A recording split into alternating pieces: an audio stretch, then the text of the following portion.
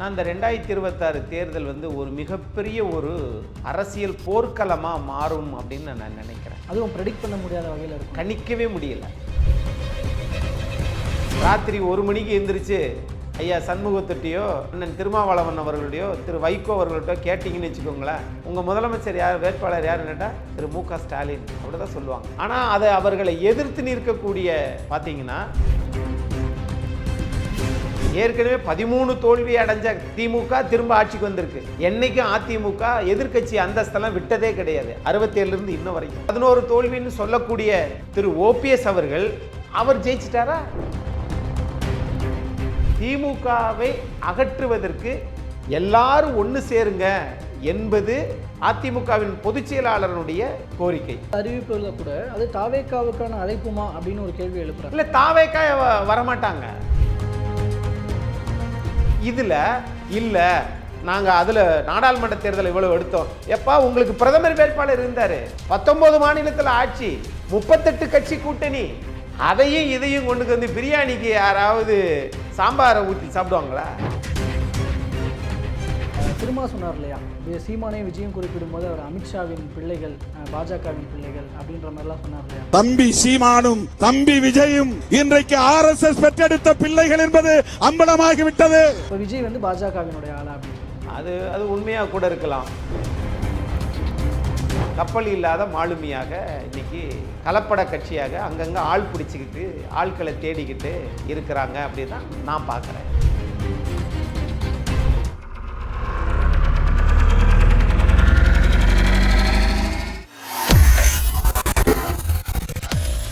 வேலை வேண்டுமா? Blue ocean இருக்கிறது. 10th 12th டிப்ளமோ டிகிரி படித்தவர்களுக்கு உணவு, தங்குமிடம், ESI, PF இன்சூரன்ஸ் உள்ளிட்ட சலுகைகளுடன் அனுபவத்திற்கேற்ற நல்ல சம்பளம் 15,000 முதல் 30,000 வரை. பெண்களுக்கு முன்னுரிமை. 2,000க்கும் மேற்பட்ட வேலை வாய்ப்புகள் உள்ளன. இப்போதே தொடர்பு கொள்ளுங்கள். Blue ocean.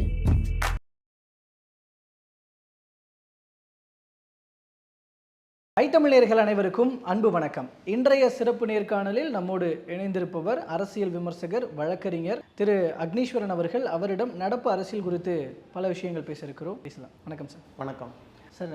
நேற்று நடந்த ஒரு மீட்டிங், அதாவது அதிமுக பாஜகவுக்கு நடுவில் நடந்த அந்த மீட்டிங், ஒரு ஆஃப்டர் கூட்டணி, ஒரு முதற்கட்ட பேச்சுவார்த்தை, தொகுதி பங்கீடுகள், இல்லை எப்படி எலெக்ஷன் போட்டியிடலாம், என்ன மாதிரியான வியூகங்கள் வைக்கலாம், இந்த மாதிரி பலதரப்பட்ட விஷயங்கள் அதில் பேசப்பட்டிருக்கிறதாக தகவல்கள்லாம் வெளியாகுது. ஸோ அந்த மீட்டிங் பற்றி வெளியில் வந்த தகவல்கள், சில விஷயங்கள் உண்மையாக பொய்யான்ற அளவுக்கும் கூட பேசப்படுது. ஏன்னா அந்த தொகுதி பங்கு 170 சீட்ஸ் வந்து ஏடிஎம்கேக்கு, அப்புறம் இவங்களுக்கு 23, இவங்களுக்கு 23 அப்படின்லாம் ஒரு கணக்கு சொல்கிறாங்களே, அதெல்லாம் உண்மையா இல்லை அப்படின்னு ஒரு கேள்வி வருது. உங்களுக்கு கிடைக்கப்பட்ட தகவல்கள் என்ன? இல்லை, அது அந்த மாதிரியான ஆதாரப்பூர்வமான தகவல் எதுவுமே. ஏன்னா நேற்று காலை அந்த மீட்டிங்லேருந்தே செய்திகள் போட ஆரம்பிச்சிட்டாங்க எல்லாரும், நீங்களும் பார்த்துருப்பீங்க. ஆமாம், ஆனால் அது வந்து எந்த விதமான ஆதாரப்பூர்வமான தகவல் ஒன்று கூட இல்லை. ஒன்று பாரதிய ஜனதா தலைமையில் வந்து பேசிய மத்திய அமைச்சர் திரு பியூஷ் கோயல், அது மாதிரி இந்த சைடு அதிமுகவினுடைய பொதுச் செயலர் திரு எடப்பாடி பழனிசாமி, இவங்க 2 பேருமே பத்திரிகையாளர் சந்திப்பில் இதை சொல்லவே இல்லையே. ஆமாம், அந்த கேள்விகள் கேட்கும்போதும் கூட கேட்குறாங்க, ஆனால் பதில் சொல்லலை. அப்படின்னா அதை பற்றி அங்கே வந்து அவர்கள் பேசப்படலை அப்படி தானே அர்த்தம்? அப்படின்னா அதை பற்றி பேசலைன்னு சொல்லிட்டு போயிருக்கலாம். ஆனால் அந்த கேள்வியை கண்டுக்காமல் இருக்கிறாங்கன்னா ஒருவேளை உள்ளுக்குள்ளே பேசியிருக்கிறாங்களோன்னு தானே ஒரு நினைக்க தோணும். பேசியிருந்தால் வெளியில் சொல்லியிருப்பாங்கல்ல. இது வந்து திரு பாண்டா அவர்கள் வந்து மேலிட பொறுப்பாளராக தமிழ்நாட்டுக்கு நியமிச்சிருந்தாங்க. அதுக்கு அவர் நீக்கியதுக்கு பிறகு பியூஷ் கோயல் அவரை தான் வந்து இப்போ பொறுப்பாளராக போட்டிருக்கிறாங்க தேர்தலை கவனிக்கிறதுக்காக. அதனால் அவருக்கு வந்து முதல் முறையாக ஒரு சந்திப்பை நிகழ்ந்திருக்கு. அப்படி தான் அதை பார்க்கணுமே ஒழிய இது தொகுதி பங்கீடு அளவிற்கெல்லாம் இன்னும் வரலை. அப்படி வந்திருந்தால் அவங்களே வெளியில் பேசியிருப்பாங்க, சொல்லியிருப்பாங்க. 2 தரப்புலையும் எந்த எதுவுமே பேசாத போது இவர்களாக வெளியில் அந்த மாதிரியான ஒரு கட்டுக்கதையை அவிழ்த்து விடுகிற ஒரு வேலை நடக்குது. ஆனால் அதில் உண்மை இல்லை. 40 சீட்டு வரைக்கும் பாஜக கேட்டாங்க, ஆனால் 30 வேணா கொடுக்குறோம் அப்படின்னு EPS சொல்லியிருக்கிறாரு அப்படின்னு இன்னைக்கு தலைப்பு செய்திகள்லாம் இடம்பெற்றிருக்கு சில பேப்பர்ஸில். இருக்கலாம், ஆனால் அது வந்து இது இப்போதைக்கு இன்னும் காலங்கள் இருக்கிற போது முதல் முறையாக ஒரு சந்திப்பு நடந்திருக்குது. இந்த சந்திப்பில் என்ன பேசியிருப்பாங்க, இல்லை இந்த சந்திப்பை நம்ம எந்த அளவுக்கு வரைக்கும் எடுத்துக்கலான்றதுல உங்களோட பார்வை என்னவா இருக்குது? என்ன பேசியிருப்பாங்க? திரு டிடிவி தினகரன், திரு முன்னாள் முதலமைச்சர் திரு ஓபிஎஸ் அவர்கள் வந்து பாரதிய ஜனதா கூட்டணிக்கு வர வைக்க முடியுமா? அது மாதிரி அதிமுக தலைமையில் அவங்க ஏற்றுக்கிற மாட்டாங்க. இப்போ இது போன்ற நிகழ்வுகளை நேற்று பேசியிருக்கக்கூடும் அப்படி தான் நான் பார்க்குறேன். அப்படி பேசியிருந்ததுனால தான் அதை வந்து மறுத்திருக்கிறாங்க. நாங்கள் இங்கே போக முடியாது, அங்கே வரல அப்படின்னு மறுத்திருக்கிறாங்க. ஆகையினால இதுதான் நடந்திருக்குமே ஒழிய தொகுதி பங்கீடெல்லாம் வந்து அவங்க இது ஓபிஎஸ் டிடிவி கண்டிப்பாக யார் யார் இருக்கணும் கூடாதுன்றதெல்லாம் இப்போ அதிமுக செயற்குழு பொதுக்குழுவிலே தீர்மானம் மூலமாக அழுத்தமாக அதிமுக வலியுறுத்தியதுன்னு ஒரு பார்வை இருந்தாலும் திரும்பவும் அந்த பேச்சு போயிருக்கு அப்படிங்கிறது பாஜக இன்னமும் இனிஷியேட் பண்ணுறாங்களோன்ற ஒரு பார்வை இருக்குல்ல. கூட்டணிக்குள்ளே அவங்கள கொண்டு வந்துடணும். 2024 நாடாளுமன்ற தேர்தல் அவங்களோட தானே இருந்தாங்க.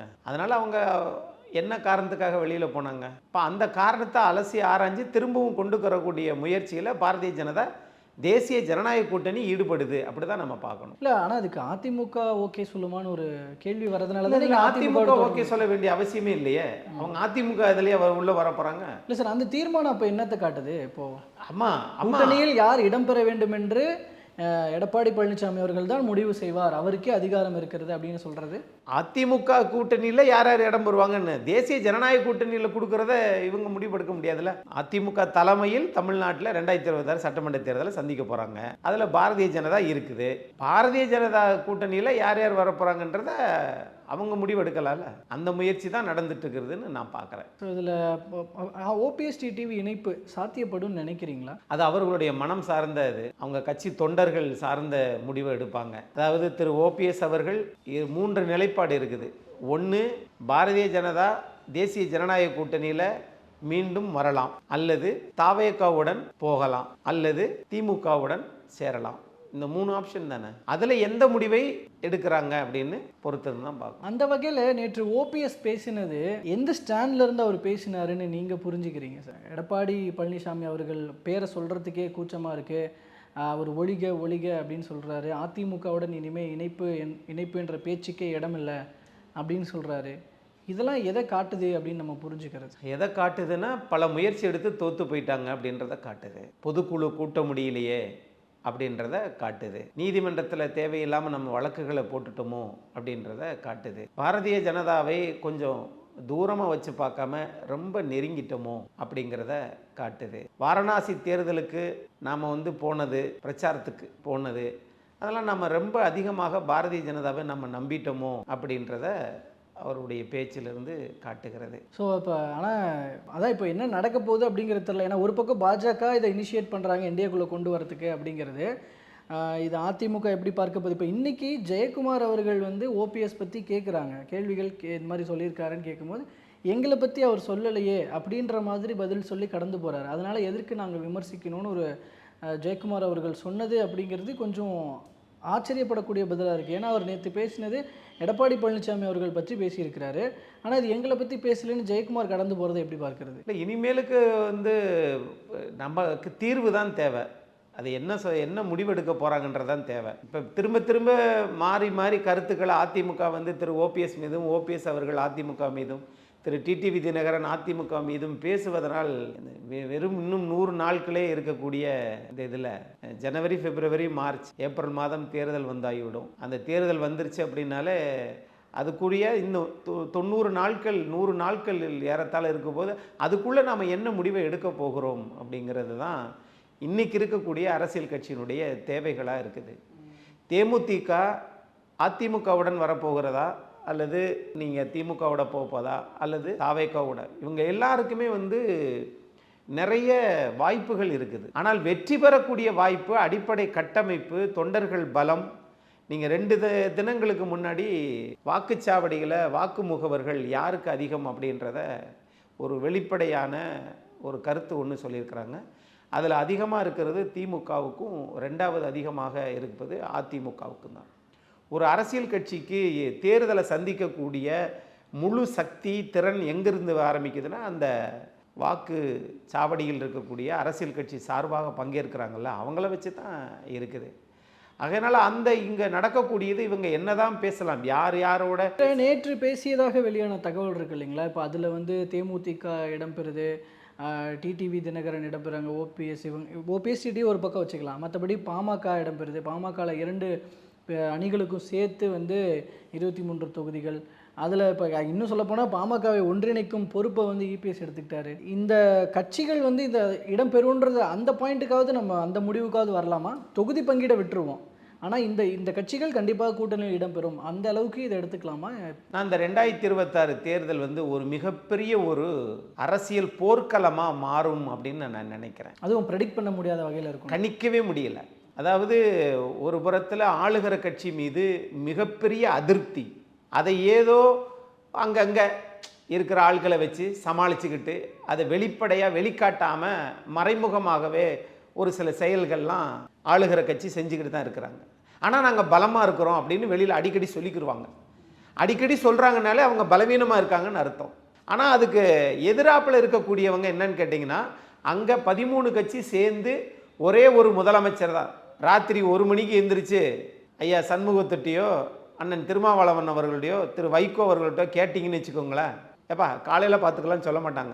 உங்கள் முதலமைச்சர் யார், வேட்பாளர் யாருன்னு கேட்டால் திரு மு.க. ஸ்டாலின் அப்படி தான் சொல்லுவாங்க. ஆனால் அதை அவர்களை எதிர்த்து நிற்கக்கூடிய பார்த்தீங்கன்னா எல்லாருமே முதலமைச்சர் வேட்பாளர்னு இருக்கிறாங்க. அதுதான் இங்கே சிக்கலை. அதான் ஒன்றா ஃபார்ம் ஆகிட்டு அதில் இவர் தான் முதலமைச்சர் வேட்பாளரை சூஸ் பண்ணிட்டா ப்ராப்பராக அது போகும். அது கண்டிப்பாக மக்களுக்கு ஒரு தெளிவு கிடைக்கும்ல.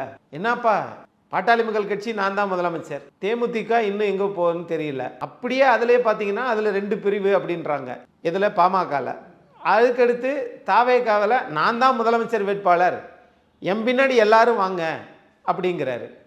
நாம் தமிழர் சீமான் அண்ணன் அவர் சொல்லவே தேவையில்லை, ஆட்சிக்கே வராட்டினா கூட பரவாயில்லையா, நான் தான் தனிச்சு நிற்பேன், என் பின்னாடி எல்லாம் வாங்க, தமிழக மக்கள் என்னை ஏற்றுக்கிட்டா ஏற்றுக்கிறட்டும் அப்படின்னு 2031 வரைக்கும் நான் இப்படி தான் நிற்பேன் அப்படின்னு ஒரு தெளிவான ஒரு தமிழ் தேசிய பார்வையோடு அவர் அரசியலில் நகர்ந்து கொண்டிருக்கிறார்.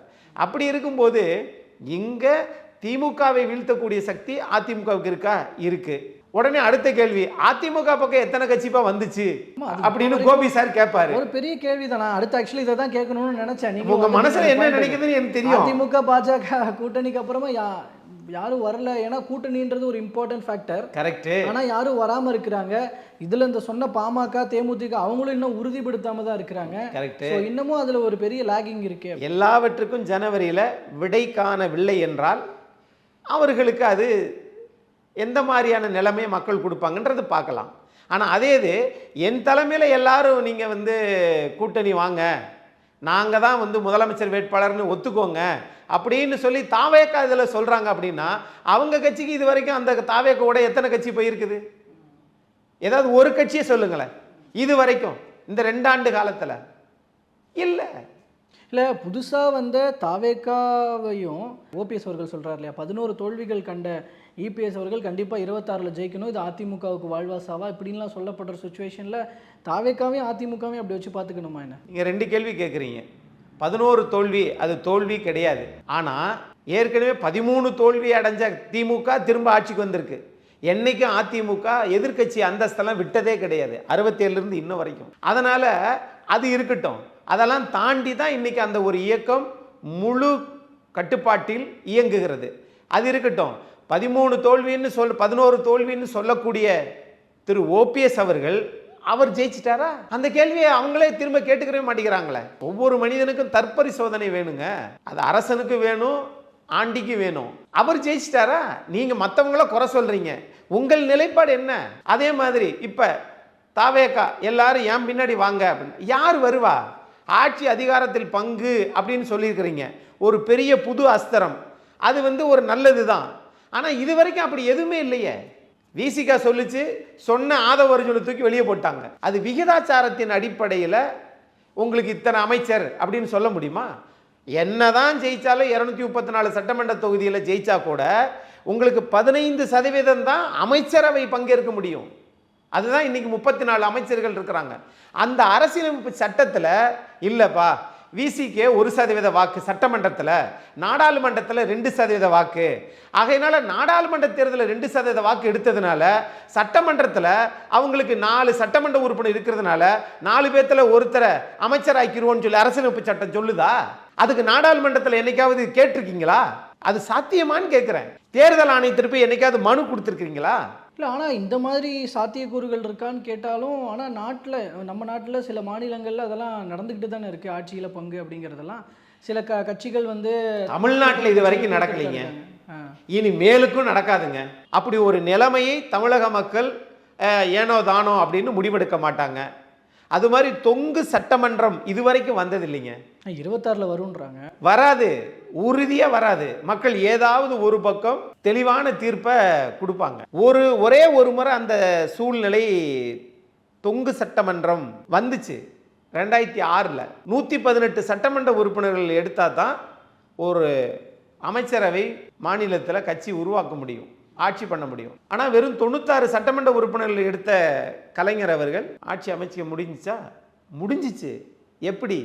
காங்கிரஸ் 35 சட்டமன்ற உறுப்பினர், பாட்டாளி மக்கள் கட்சி ஐயா மருத்துவர் ராமதாஸ் அன்னைக்கு சொன்னார், நான் ஆட்சி அதிகாரத்தில் வரல, என்னை சேர்த்துக்கிற வேணாம், ஆனால் உங்களுக்கு 18 சட்டமன்ற உறுப்பினர் பாட்டாளி மக்கள் கட்சி உங்களுக்கு வெளியிலிருந்து ஆதரவு தருவோம் என்று சொன்னதனால 2 கம்யூனிஸ்ட் இயக்கங்கள் 2 சட்டமன்ற உறுப்பினர்கள் அதை வச்சு அவங்க முழுசாக ஆட்சி நடத்தினாங்க.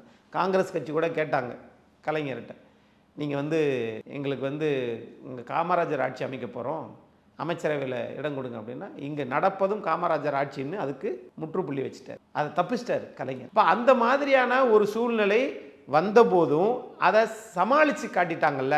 அதை விட இன்றைக்கு 2026 ஒன்றும் பெரிய ஒரு தேர்தலாக பிரச்சனையாக இருக்காது அப்படி தான் நான் பார்க்குறேன். திமுகவை அகற்றுவதற்கு எல்லாரும் ஒன்று சேருங்க என்பது அதிமுகவின் பொதுச் செயலாளருடைய கோரிக்கை. இல்லை, அந்த விஷயத்தில் கூட, அந்த அறிவிப்பில் கூட அது தாவேக்காவுக்கான அழைப்புமா அப்படின்னு ஒரு கேள்வி எழுப்புறாங்க. இல்லை, தாவேக்கா வரமாட்டாங்க. தாவேக்கா வருவதற்கு வாய்ப்பே இல்லை. அவர்கள் வராமல் தனித்து நிற்பது தான் அவர்களுக்கும் நல்லது, நாட்டிற்கும் நல்லது. ஓட்டு பிரியும்ல சார், பிரிஞ்சிட்டு போகுது. அதுக்காக களத்திலே இல்லைன்னு சொல்றவங்களோட போய் கூட்டணி வச்சீங்கன்னா அப்புறம் என்ன நடக்கும் சொல்லுங்க? இல்லை, அப்படி பிரிச்சாலும் அது என்டிஏக்கு சாதகம்னு நினைக்கிறீங்களா? அது திமுகவுக்கு தான் பெரிய பலவீனத்தை உருவாக்கும். ஓகே. இல்லை, ஏன்னா நியூஸ் பேப்பரில் பியூஷ் கோயல் இதை சொல்லியிருக்கிறாரு தன்னுடைய நிர்வாகிகளுக்கு, தொண்டர்களுக்கு. ஏன்னா விஜயை விமர்சிக்க வேணாம், ஏன்னா அவர் மூலமாக சிறுபான்மையினர் வாக்குகள் சிதறும், அது நமக்கு சாதகமாக ஆவதற்கு வாய்ப்பு இருக்கிறது, திமுகவுக்கு எதிராக போக வாய்ப்பு இருக்கிறது, அதனால் விஜய் விமர்சிக்க வேணாம் அப்படின்னு சொன்னதாக ஒரு தகவல் வந்திருக்கு, நியூஸ் பேப்பரில் போட்டிருக்காங்க. ஸோ அப்போது இதை வச்சு இன்னமும் எப்படி ட்ரோல் பண்ணுறாங்கன்னா, இங்கே திருமா சொன்னார் இல்லையா, சீமானையும் விஜயம் குறிப்பிடும் போது அவர் அமித்ஷாவின் பிள்ளைகள், பாஜகவின் பிள்ளைகள் அப்படின்ற மாதிரிலாம் சொன்னார் இல்லையா. ஸோ அதை மேற்கோள் காட்டி இப்போ அது ட்ரோல் பண்ணிகிட்டு இருக்கிறாங்க. இப்போ விஜய் பாஜகவினுடைய ஆளா அப்படின்னு சொல்லி அது அவங்களுடைய செயல்பாடுகள் தான் உணர்த்தணும். ஆனால் இது வரைக்கும் திமுக திருப்பரங்குன்ற விஷயத்தில் அகைன்ஸ்டாக பேசுகிறவங்க இதில் பேசவே இல்லை, பாஜக சார்ந்த பிரச்சனைகள் குறித்து பேசவே இல்லை. அதனால் அது உண்மையாக கூட இருக்கலாம். திருப்பரங்குன்ற விஷயத்தில் பேசவே இல்லையே விஜய், ஏன் பேசலை? மக்கள் கருத்துன்றாங்க. எது மக்கள் கருத்து? பேசாமல் இருக்கிறதா மக்கள் கருத்து? பத்திரிக்கையாளரை சந்திக்காமல் இருக்கலாம், அது உங்கள் விருப்பம். ஆனால் நேரடியாக முதலமைச்சராக வந்துடணும், சரி ஓகே, அது உங்கள் ஆசை. ஆனால் மத்தியில் ஆளுங்கட்சியாக இருக்கக்கூடிய பாஜக, மாநிலத்தில் ஆளுங்கட்சியாக இருக்கக்கூடிய திமுக, 8.2% எடுத்த நாம் தமிழர் கட்சி, இந்த 3 கட்சியும் தேர்தலில் நின்று வாக்கு சதவீதத்தை நிரூபித்து மத்தியிலும் மாநிலத்திலும் ஆட்சியில் இருக்கக்கூடிய கட்சி களத்திலே இல்லைன்னு எந்த கட்சியாவது என்னைக்காவது சொல்லியிருக்காங்களா? அவங்களே சொல்லாததை நீங்கள் சொல்கிறீங்கன்னா என்ன அர்த்தம்? கப்பல் இல்லாத மாலுமியாக இன்னைக்கு கலப்பட கட்சியாக அங்கங்கே ஆள் பிடிச்சிக்கிட்டு ஆட்களை தேடிக்கிட்டு இருக்கிறாங்க, அப்படி தான் நான் பார்க்குறேன். ஆனால் அவர்களை பொறுத்தளவில் எங்களால் முடியும் அப்படின்னா எது முடியும்? பத்திரிக்கையாளரை சந்திக்க முடியுமா? கரூரில் அந்த பாதிக்கப்பட்ட மக்களுக்காக போக முடியுமா? மற்ற கட்சிகளை மதிக்க முடியுமா? இதில் இந்த பேச்சுவார்த்தையில் டாமினேஷன் லெவல்ன்ற பாஜகவுக்கு கொஞ்சம் இன்க்ரீஸ் ஆகிருக்கும் கடந்த காலங்களோடு ஒப்பிடும்போது. அதெல்லாம் வாய்ப்பே கிடையாது. 40 சீட்டு கேட்குறாங்க அப்படின்ற, அதெல்லாம் மக்கள் மத்தியில் அதெல்லாம் 40 சீட்டில் நீ எத்தனை சீட்டு கொடுத்தாலும் தமிழ்நாட்டில் அவங்களுக்கு ஒரு என்ன மதிப்பீடு, அதுதான் மதிப்பீடு. இல்லை, கடந்த தேர்தல்கள்லாம் தங்களுடைய வாக்கு சதவீதம் உயர்ந்திருக்கு, இத்தனை சீட்டில் நாங்கள் 2வது இடத்துல இருக்குது, 12 தொகுதிகளில் என்னமோ சம்திங் 2வது இடத்துல, அதில் எக்ஸாக்டாக சொல்லணும்னா ஒரு 8-9 தொகுதிகளில் பாஜகவே 2ஆம் இடம் பிடித்திருந்தது. ஆக்சுவலி அது நாடாளுமன்ற தேர்தல். இதெல்லாம் அவங்களுக்கு ஒரு பாசிட்டிவிட்டியை கொடுத்துருக்கோம், அதை தான் ஒரு பாயிண்ட்டாக பிடிச்சிக்கிட்டு பேசுகிறாங்களோன்ற ஒரு கேள்வியெலாம் எழுந்திருக்கு. அவங்க முயற்சி பண்ணுறாங்க. தேர்தலில் நிற்காத கட்சிகளே முயற்சி பண்ணும்போது முதலமைச்சராக வருவேன்னு சொல்லும்போது அதிகாரத்தில் இருக்கிறவங்க நீருக்குள்ளே இருக்கக்கூடிய முதலைக்கு சமம். அதான் அவங்க கடைசியில் இபிஎஸ் வழி கொண்டு வந்துருவாங்க. ஒரு வழிக்கும் கொண்டு வர முடியாது. அப்படி கொண்டு வந்தீங்கன்னா நீங்கள் தோற்றுருவீங்க. யார் அப்படி அந்த வழிக்கு கொண்டு வரணும்னு நினைக்கிறவங்க தோற்றுருவாங்க. நான் இப்படி கேட்குறேனே, 2021 சட்டமன்ற தேர்தலில் பாஜகவின் வாக்கு சதவீதம் எவ்வளவு? 2021 பாஜகவின் வாக்கு சதவீதம் தேசிய ஜனநாயக கூட்டணினே வச்சுக்கோங்க, எவ்வளவு? அவங்களுக்கு 3% நினைக்கிறேன். 2.6. 2.6. சரியா? இப்போ 2024ல் பாஜக வாக்கு சதவீதம் எவ்வளவு? 12ன்னு சொன்னாங்க. 11.4. இன்க்ளூடிங் கூட்டணியோட சேர்த்தா 20. 11.4. அந்த 11.4லேயே 4 கட்சி 5 கட்சி தாமரை சின்னத்தில் நின்றாங்க. ஜான் பாண்டியன், தேவநாதன் யாதவ், ஐயா பாரிவேந்தர், இவங்களாம் நின்றாங்களா? ஐயா ஏசிஎஸ், இவங்களாம் நின்றாங்களா? அவங்க வாங்கின வாக்குகள் ஏறத்தாழ 9.5 லட்சம் வாக்குகள். அதில் 3% குறைங்க. 10 லட்சம் வாக்குகள் 3% குறைங்க. எவ்வளவு? திரும்ப அதே தானே வந்துருச்சு, 8% தானே. இப்போ நடந்தது 8% வாக்குகள் எடுத்தது எப்போ? மத்தியில் பலமான ஆட்சி 282 சட்டமன்ற உறுப்பினர், நாடாளுமன்ற உறுப்பினர் வச்சிருந்த 17 மாநிலத்தில் 19 மாநிலத்தில் ஆட்சி செய்த கட்சி எடுத்தது 8 விழுக்காடு. அதுவும் நாடாளுமன்ற தேர்தல், பலமான கூட்டணி. ஆனா இங்க நடக்க போறது சட்டமன்ற தேர்தல். இதுல இல்ல நாங்க அதுல நாடாளுமன்ற தேர்தல் இவ்வளவு எடுத்தோம். எப்பா உங்களுக்கு பிரதமர் வேட்பாளர் இருந்தாரு, 19 மாநிலத்தில் ஆட்சி, 38 கட்சி கூட்டணி. அதையும் இதையும் கொண்டு வந்து பிரியாணிக்கு யாராவது சாம்பாரை ஊற்றி சாப்பிடுவாங்களா? அப்போ உங்கள் நிலைப்பாடு என்ன? அந்த கணக்கை கொண்டு வந்து இங்கே சேர்க்கக்கூடாது.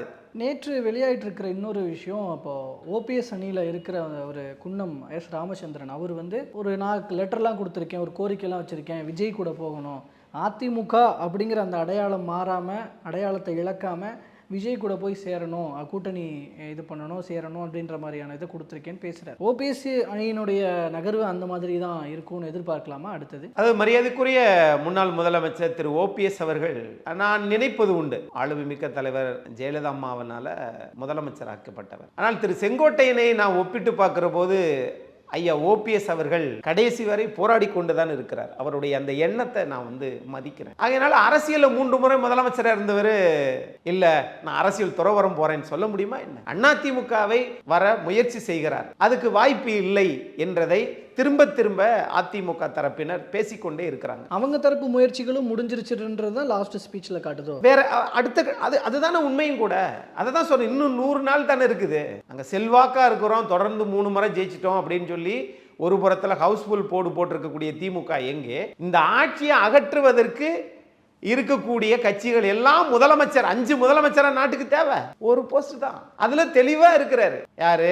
தமிழ்நாடு மாண்புமிகு முதலமைச்சர் மு க ஸ்டாலின் தெளிவா இருக்கிறாரு. அப்பா நம்ம கூட்டணியில யாரு விரட்டி விட்டா கூட போக மாட்டாங்கப்பா, நம்ம தான் முதலமைச்சர். நம்ம முதலமைச்சராகி துணை முதலமைச்சரை முதலமைச்சராக்கி விட்டுட்டா என் வேலை முடிஞ்சு போச்சு. அப்படிதான் அவங்களுடைய எண்ணம். அதுக்கு அரசாங்க இயந்திரங்கள் எல்லாம் ஒத்துழைக்குது, கூட்டணி கட்சிகளும் ஒத்துழைக்குது. ஆனா இங்க கூட்டணி கட்சிகள் எல்லாம் தாறுமாறு தர்பாரா ஓடிக்கிட்டு இருக்குது. இது எந்த விதத்தில் மக்கள் பார்ப்பாங்க? ஓகே, நான் நிறைவாக ஒரு விஷயத்தோட முடிச்சிடறேன். அந்த திமுக கூட்டணி பற்றி தான் பேசணும்னு நினச்சேன். இப்போ அதில் இந்த காங்கிரஸை மையப்படுத்தி பேசிப்பட்டு இருக்கிற பேச்சு எல்லாமே வெளியே போயிடுவாங்களோ, இல்லை உள்ளே தான் இருப்பாங்க, திமுக கூட தான் இருப்பாங்க, இப்படின்ற ஒரு இருவேறுபட்ட கருத்துக்களை சொல்லுது. நீங்கள் எப்படி பார்க்குறீங்க காங்கிரஸோட நகர்வுகளை? திமுக கூட்டணி எப்படி இந்த எலெக்ஷன் நெருங்கும் போது இதே நிலைமையில் இருக்குமா, இல்லை எப்படி கொஞ்சம் அதில் மாற்றங்கள் ஏற்படும் நினைக்கிறீங்களா? இல்லை இன்னைக்கு கூட காங்கிரஸ் கட்சியினுடைய செய்தி தொடர்பாளர் ஒரு தமிழ் நாளிதழில் வந்திருக்குது, விஜயுடன் பேச்சுவார்த்தையே இல்லை அப்படின்னு சொல்லியிருக்கிறாங்க. ஆகையினால அந்த வாய்ப்பு இல்லை. இவங்க திமுகவுடன் தான் இருக்கிறாங்க, அதுக்கு ஒரு குழு அமைச்சிருக்கிறாங்க. அந்த இடத்துல திமுகவை பலப்படுத்தி மறுபடியும் ஆட்சிக்கு கொண்டு வரணுன்றதில் தான் அவங்க இருக்கிறாங்க. அப்படி தான் நான் பார்க்குறேன். இந்த சைடு அதிமுக தலைமையில் கண்டிப்பாக வெற்றி வாய்ப்பு கிடைக்கும் என்கிற நம்பிக்கையில் பாரதிய ஜனதாவும் அதிமுகவும் முயற்சிக்கிறது. ஆனால் அந்த முயற்சி இன்னும் செயலாக்கம் பெறவில்லை. பாட்டாளி மக்கள் கட்சி ஐயா ராமதாஸ் திமுகவுக்கு போகலாமா இல்லை வேற எதுவும் முடிவெடுக்குமான்னு நினைக்கிறாரா? அதிமுகவுக்கு வர்றாரா தெரியல. மருத்துவர் அன்புமணி ராமதாஸ் என்ன முடிவெடுக்க போகிறார் அப்படின்னு தெரியல. பாஜக கூட்டணி இருக்க போறாரா, அதிமுகவுக்கு வர போறாரா அப்படின்னு தெரியல. தேமுதிக அப்படித்தான். திரு டிடிவி தினகரன் என்ன முடிவெடுக்க போகிறார்? தாவேகாவுக்கு போறாரா, திமுக கிட்ட எதுவும் பேச்சுவார்த்தை நடத்திட்டு இருக்கிறாரா அப்படின்னு தெரியல. ஒரு தாவேகா சார்பாக பேசுகிற மாதிரி தான் ரீசன்ட் ஸ்பீச்சஸ்லாம் இருக்கு தினகரனுக்கு. அப்படின்னா இவங்கெல்லாம் தேசிய ஜனநாயக கூட்டணியில் இடம் பெறாமல் அவர்கள் பக்கம் போகிறார்கள். அப்படின்னா இது எல்லாம் ஜனவரியில் ஒரு தெளிவான பாதை நமக்கு கிடைக்கும் அப்படி தான் நான் நம்புகிறேன். ஓகேங்க சார், பொறுத்திருந்து பார்க்கலாம் ஜனவரியில் நிலவரம் என்னென்னு. தற்போது வரைக்கும் பல்வேறு கருத்துக்களையும் தகவல்களையும் பகிர்ந்து கொண்டு மிக்க நன்றி. மிக்க நன்றி.